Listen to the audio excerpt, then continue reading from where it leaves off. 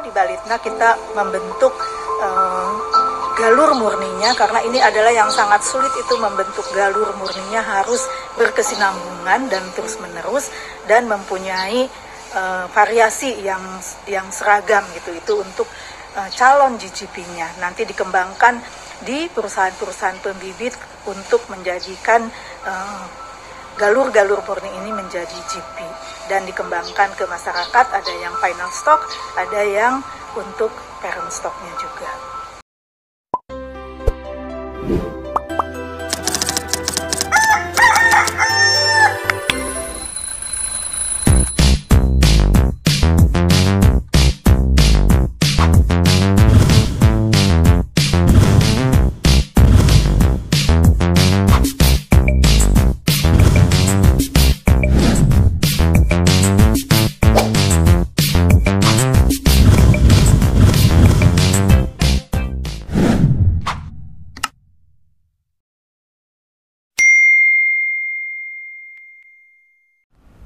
Halo, assalamualaikum warahmatullahi wabarakatuh, seluruh peternak muda dimanapun Anda berada. Nih, sorry lur ya, menghilang beberapa hari, ya toh.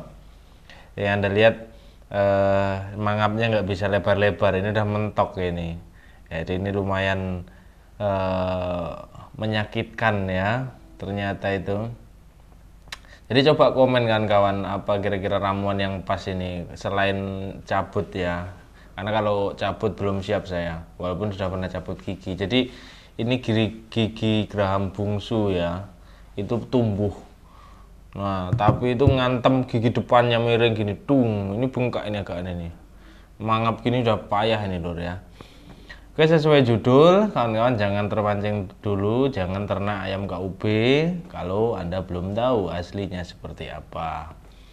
Kenapa harus seperti itu saya jelaskan, bahwasannya sebenarnya saya sudah pernah membuatkan video tentang apa-apa saja yang menyebabkan ayam itu dalam tanda kutip baik performa produksi telur dan pertumbuhannya juga kurang. Ada yang kita namakan yaitu silsilah bibit bobotnya, termasuk genetiknya apa. Jadi kalau kita memaksakan atau kita membandingkan satu jenis ayam ke jenis yang lain, itu juga harus berimbang dan sesuai data.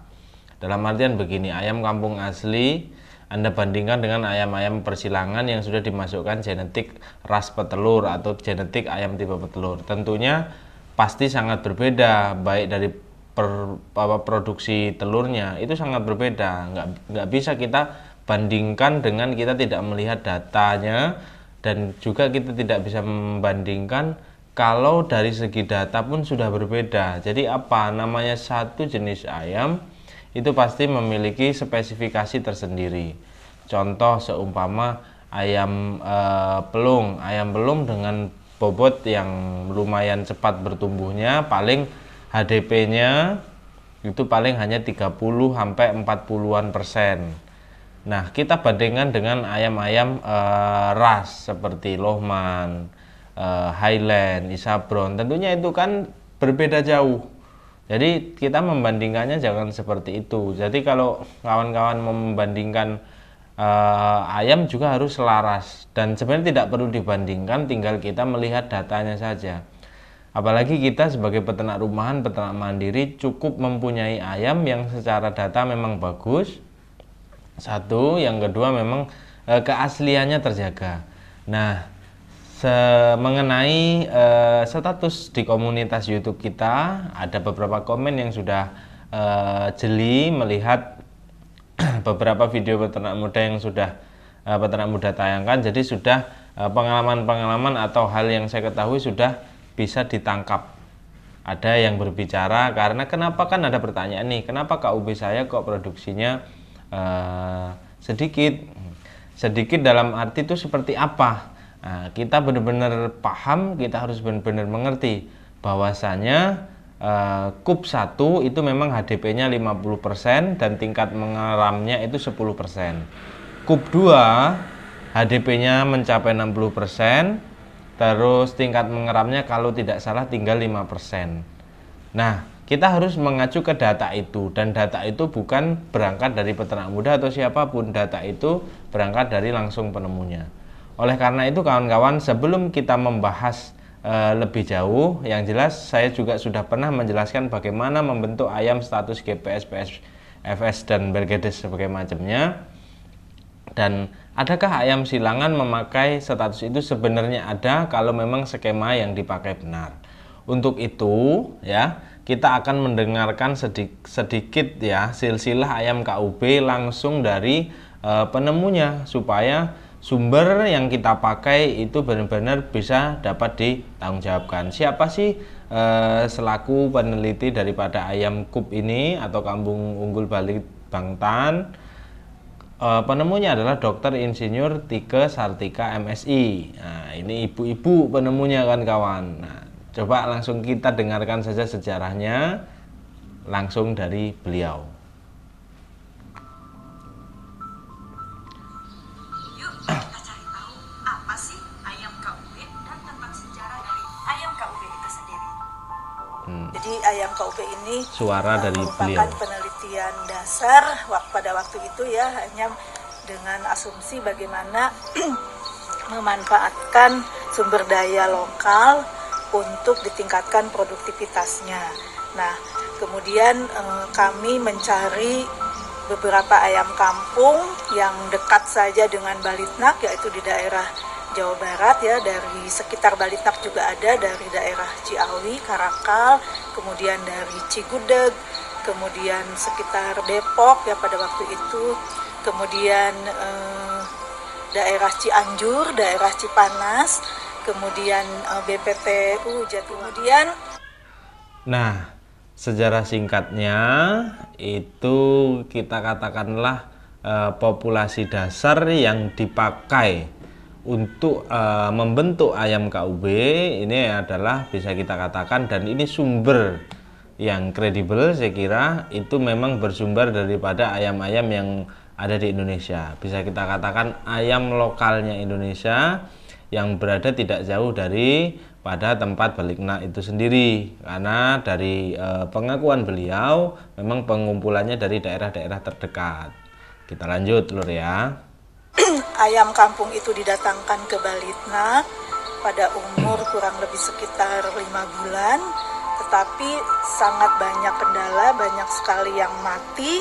Jadi kami juga melakukan seleksi dengan kriteria seleksinya adalah produksi telur selama 6 bulan dan sifat mengeramnya yang dihilangkan.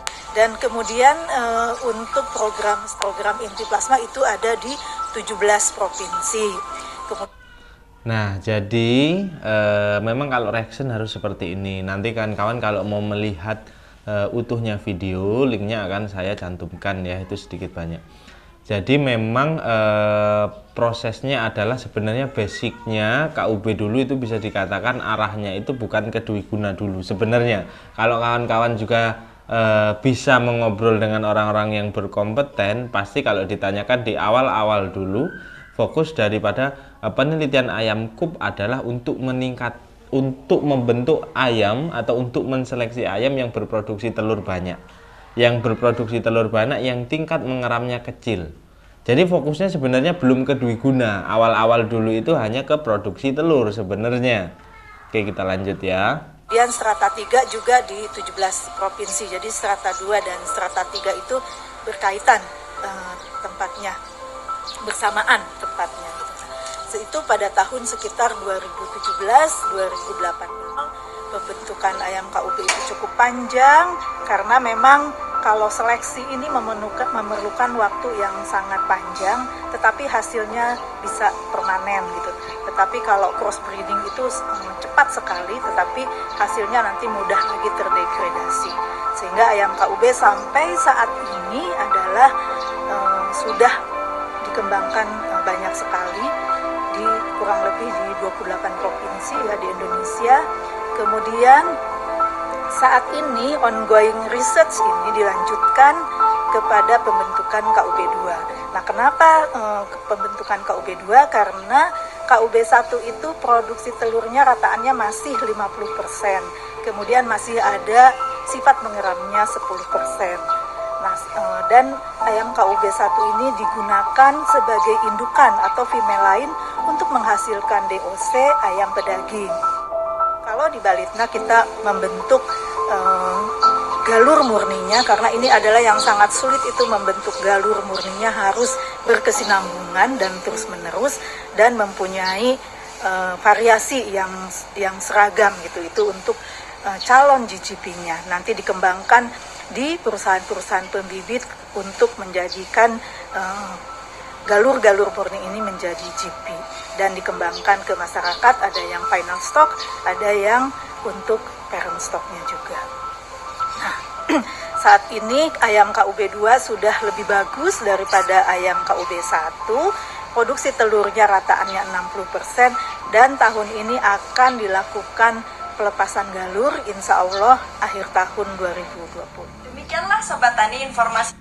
Nah, jadi itu kawan-kawan. Nah, di sini kita bisa memahami bahwasanya sebenarnya walaupun ya sempat memang di sosial media banyak perdebatan tentang status daripada ayam KUB ini. Apakah ada PS-nya, apakah ada GPS-nya?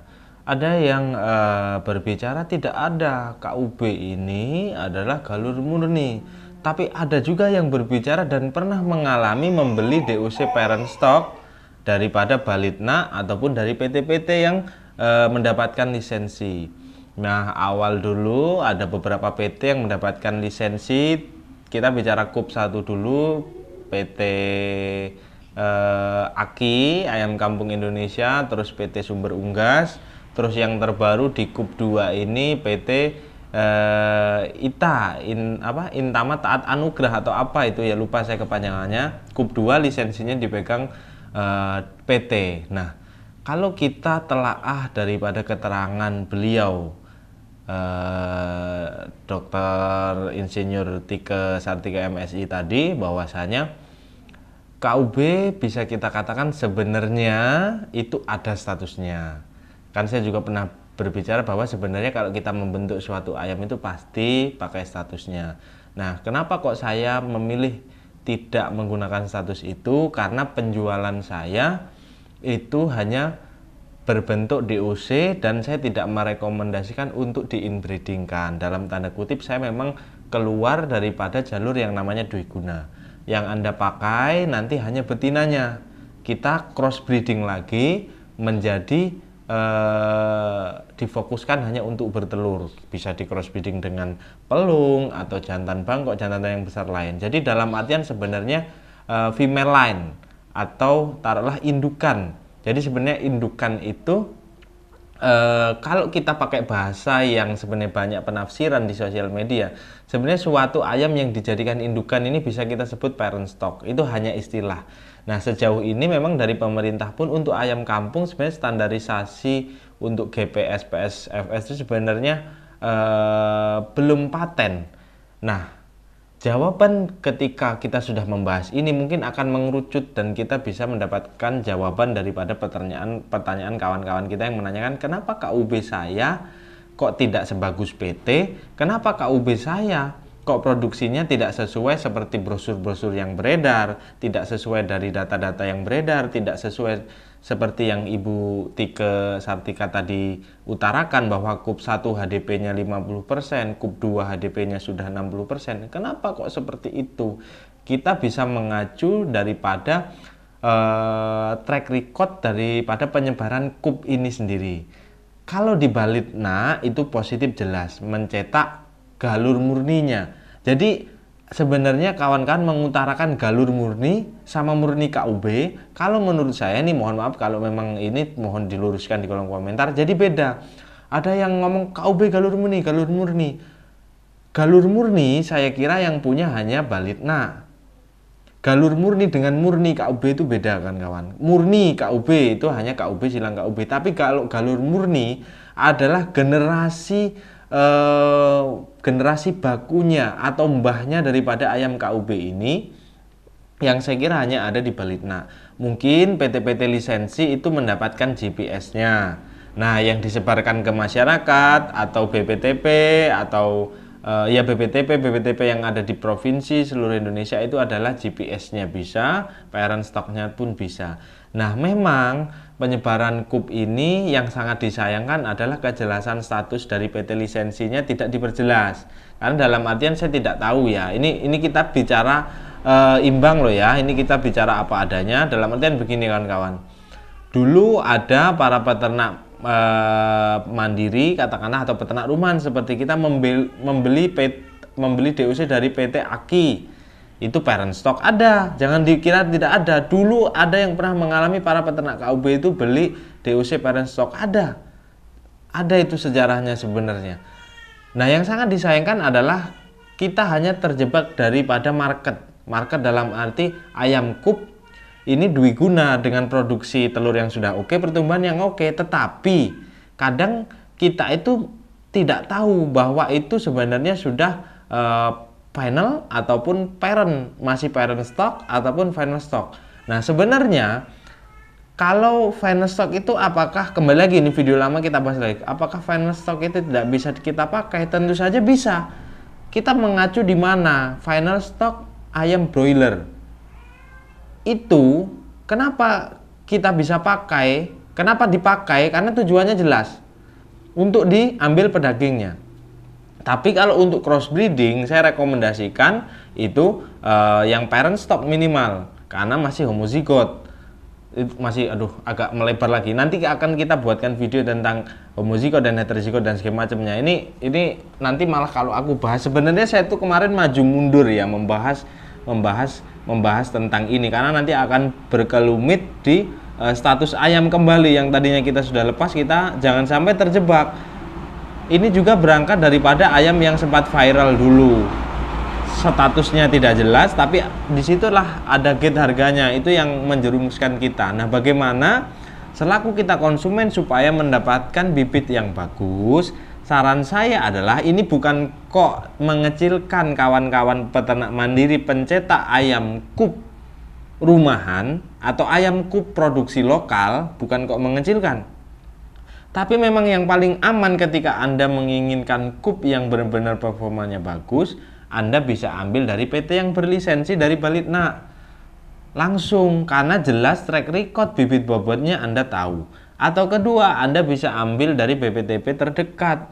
Itu insya Allah track recordnya juga jelas. Jadi kadang begini, ada lagi yang namanya inbred. Inbred ini apa? Inbred ini perkawinan antara sesama jenis. Dan inbred ini sebenarnya penting untuk menjaga murni, bukan galur murni ya. Galur murni pun memakai skema inbred itu, tapi murni hanya untuk murni KUB dengan galur murninya atau pure line-nya KUB itu beda loh. Murni permut, tapi galur murni permutnya itu beda. Pure line-nya beda, ada Australorp di sana ya. Dan sebenarnya galur murni itu juga ayam-ayam silsilahnya juga belum tentu ayam hanya langsung buatan alam. Kalau ayam buatan alam saya kira hanya ayam hutan. Jangan dikira Australorp itu bukan ayam persilangan dulunya. Karena dari sebenarnya sama ya skema yang dipakai oleh Ibu Tike ini. Pemuliaan genetik daripada ayam-ayam lokal di Indonesia dikumpulkan, diamati, diseleksi, dimuliakan ya. Genetiknya itu dijaga begitu sudah paten ya, sudah stabil genetiknya dan terus berkesinambungan. Nah, disitulah disebut galur murninya atau pure line-nya ya. Jadi di situ bedanya dengan murni. Itu tadi saran saya beli dari PT-PT yang mungkin sudah berlisensi atau dari BPTP. Kalaupun memang Anda mau menjadikan ayam KUP ini dijadikan indukan, tentunya kalau memang ada kendala yang dihadapi baik dari pertumbuhan dan produksi telur, jangan hanya melulu menyalahkan ini KUP-nya atau ini ayamnya yang jelek. Oh, belum tentu. Anda harus memeriksa dulu apakah murni, ingat bukan galur murni, apakah murni ayam KUB dalam tanda kutip KUP silang KUP atau bangkok silang KUP. Kalau KUP silang KUP, Anda pasti kalaupun itu hasil dari kawin silang inbreeding yang terus menerus, tidak jauh-jauh, mungkin HDP-nya masih dapat 40%. Tapi ketika sudah bangkok di silang KUP, ya saya kira produksinya akan sangat hancur, akan sangat turun, downgrade gitu kan. Jadi murninya dipertanyakan dulu. Nah, bagaimana saya mau menjaga kemurnian ayam KUB saya supaya tidak downgrade? Kan saya sudah jelaskan bahwasanya jangan ambil dari satu generasi, jangan ambil dari satu kandang. Seumpama Anda dapat dari BPTP, Anda bisa ambil betinanya aja, jantannya bisa dari PT berlisensi. Ataupun kita kalau peternak mandiri ini bebas, beda dengan negara. Breeder-breeder sosial media Eplek Ewer seperti saya ini bebas, karena tidak terbebani dan memakai biaya sendiri. Beda hal dengan Balitnak seperti yang dilakukan beliau tadi, adalah memang tugas daripada beliau adalah menjaga, melestarikan ayam lokal atau ayam kampung lokal di Indonesia. Itu memang sudah tugas daripada beliau-beliau. Beliau-beliau digaji, beliau-beliau memang tugasnya seperti itu.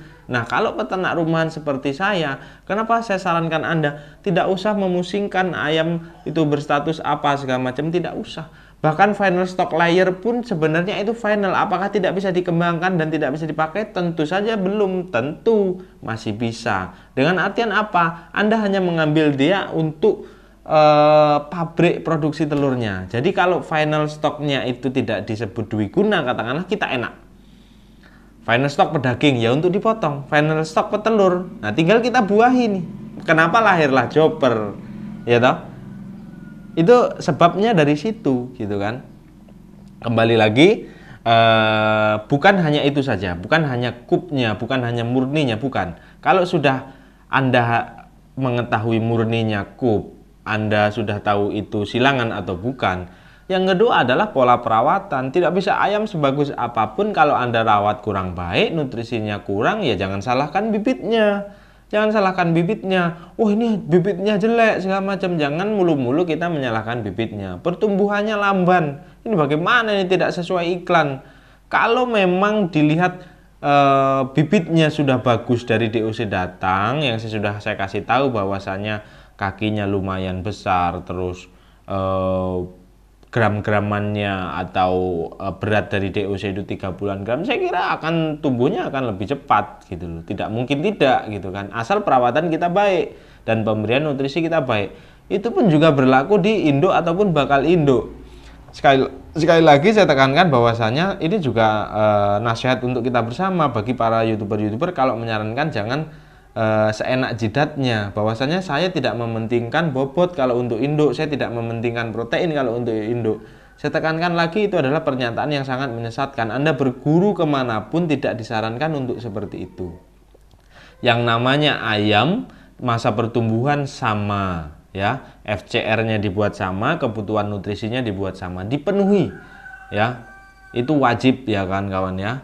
Jadi dalam hal ini bagaimana solusi dari kita sebagai peternak rumahan? Saya kira kita enak itu bebas saja. Bebas dalam artian begini kan kawan, bebas dalam artian kita ini kan sudah disuguhkan dengan karya. Nah, karya ini adalah karya dari pemerintah, dari peneliti yang berkompeten. Memang tugasnya untuk menjaga karakteristik ataupun meregenerasi atau menjaga daripada ayam-ayam lokal ini supaya tidak punah. Itu memang sudah tugas-tugas beliau. Nah, kita sebagai pengguna atau kita sebagai penikmat, nah tentunya kalau saya ya memberi masukan kepada kawan-kawan, tapi silahkan nanti kita diskusi di kolom komentar. Kalau saya, yang paling enak adalah ketika tugas itu sudah diambil alih oleh negara, nah tugas kita sebagai penikmat adalah mengamankan pasar kita sendiri. Dalam artian, oh harga pakannya naik tinggi, bagaimana supaya saya masih ketemu? Seumpama Anda mendapatkan kup yang hanya produksinya bagus, tapi kalau kup disilang kup pertumbuhannya kurang bagus, ini untuk peternak mandiri, Anda kan tinggal silangkan pakai pelung, Anda silangkan pakai gaok, Anda silangkan pakai bangkok. Jadi tidak harus melulu kita saklek, karena nggak temu. Kita yang harus fleksibel dengan pasar. Pasar nggak bisa, nih kup asli, ini kup ini BK silang kup. Pasar akan tidak mementingkan hal itu. Pasar akan mementingkan mana yang dikira masih untung, mana yang dikira masih cocok di karakteristik pasar kita. Seperti itu. Nah, Jadi tipsnya seperti itu kawan-kawan.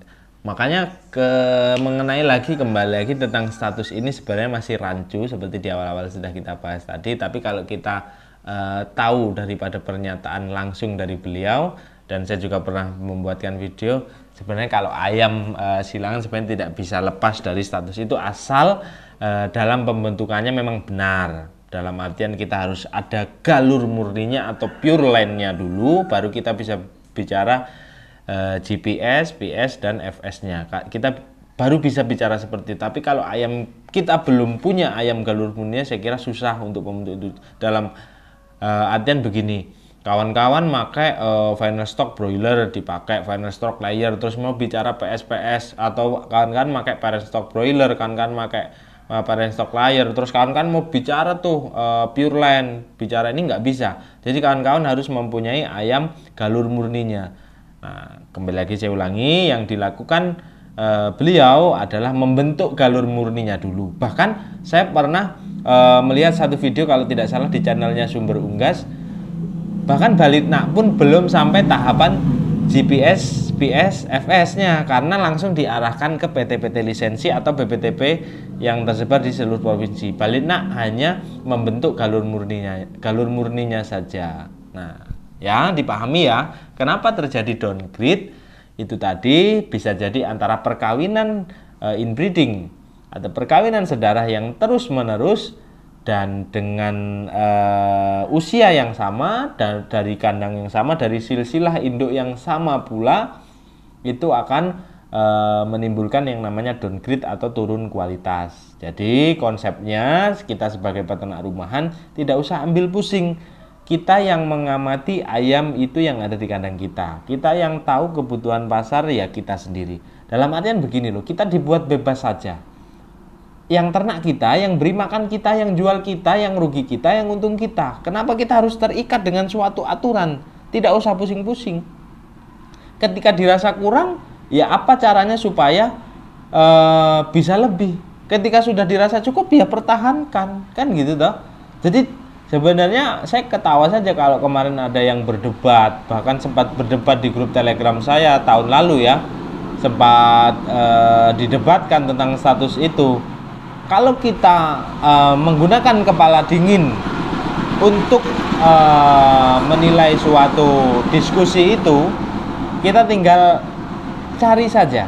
Jadi kita harus suka membaca atau lihat-lihat referensi ilmu dari orang-orang yang lain. Cari sumbernya, bagaimana ini sebenarnya kejelasannya ini, ya kan?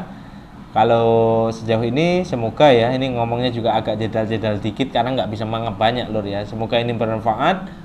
Dan ini bukan kok apa-apa, sebenarnya ini agak saya kira agak materi di video ini saya kira nanti mungkin agak gimana gitu ya, karena tapi oke nggak apa-apa ya, memang sudah resiko ya kalau tidak seperti ini mungkin tidak ada diskusi yang panjang lebar.